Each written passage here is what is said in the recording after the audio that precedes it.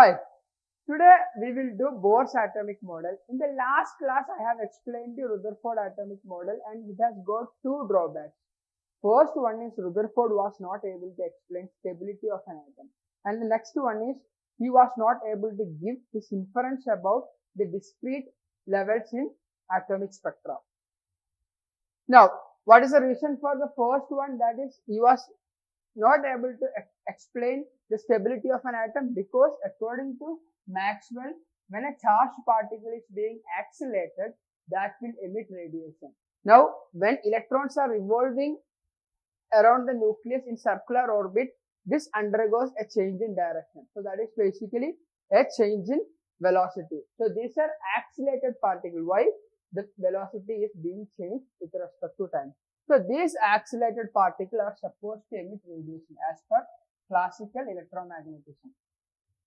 So when this happens, this will undergo change in energy and finally electron will collapse with nucleus. See, it will go in this direction and it will collide and collapse with nucleus and the total atom will be destroyed. Okay, now these drawbacks has covered by Bohr's postulate. And first postulate is electron can revolve only in certain orbits. These orbits have fixed energy and these are called as energy level, which means according to Rutherford, there can be any orbit. Electron, if electron want to revolve in this orbit, that is possible. Now, if let's say this is second orbit for according to Bohr. Second orbit, according to Bohr, it is third orbit. Now, if an electron wants to revolve in an orbit in between 1 and 2, that is possible. In between 2 and 3, that is possible. But with Bohr, he told electron can only revolve in certain orbit. And these orbits are associated with certain energy level. Okay. So each and every orbit around the nucleus are associated with certain energy level. And electron can only be present in those orbits. Anything in between is not possible. These are called as energy level and stationary orbit. So it can be taken as K, L, M, N or 1, 2, 3, 4. So we can see electrons in K, L, M, N. Or let's say if you are having an atom, first orbit, this one is nucleus, second orbit. We can only find electron in these orbits. In between, there cannot be any orbits. Okay. I will talk about what is the properties of these orbits, that is energy level or stationary orbit in the fourth point. Okay. What is the next point? Electron have same energy as that of orbit in which it is revolving. As I have told you, these orbits are associated with energy level. And when electrons are revolving in this orbit, the energy of electron will also be same as that of this energy level. Okay. And next one is, while revolving in particular energy level, electrons do not emit any radiation. So according to Maxwell, according to classic electromagnetism, electron will be emitting radiation because these are accelerated particles, accelerated charged particles. But according to Bohr is saying that these electrons, when they revolve in an orbit, that will not emit any kind of radiation.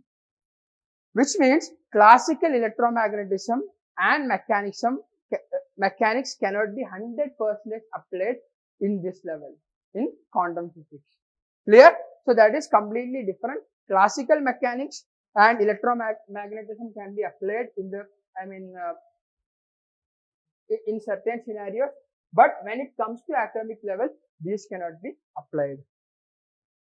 Next one is, electron can only revolve in those orbits for which angular momentum is an integral multiple of h by 2 pi. So I have told you about this orbit, first orbit, second orbit, third orbit, that is K, L, M. And what are the properties of these orbits? These are not any random orbits.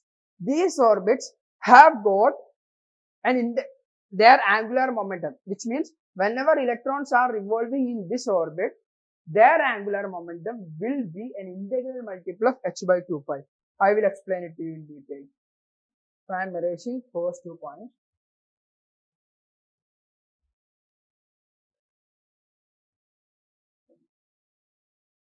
Let's say an electron is revolving in an orbit. Let's say this is nuclear. How we will get the value of angular momentum? Angular momentum L is equal to moment of linear momentum. For example, what is torque? Torque is equal to moment of force. Moment of means R cross. So R cross F is torque. So similarly, angular momentum is moment of linear momentum, which is that, what is that value of linear momentum? mv. Now, for an electron moving in this direction, what will be the direction of momentum? This will be the direction of momentum.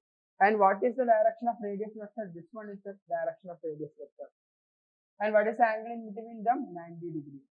So this is cross product. That will become RMV sin theta, where sin theta is equal to 90. So this will be like RMV or MVR. MVR is the angular momentum. Now this MVR should be an integral multiple of h by 2 pi. Integral multiple means n into h by 2 pi, where n can be any value 1, 2, 3, 4. It has to be an integer. Okay. So it can be 1h by 2 pi, 2h by 2 pi, 3h by 2 pi, 4h by 2 pi. So we can only see electrons revolving in those orbits whose when they are revolving in those orbits, their angular momentum should be an integral multiple of integral multiple of h by 2 pi. That is, MVR should be nh by 2 pi.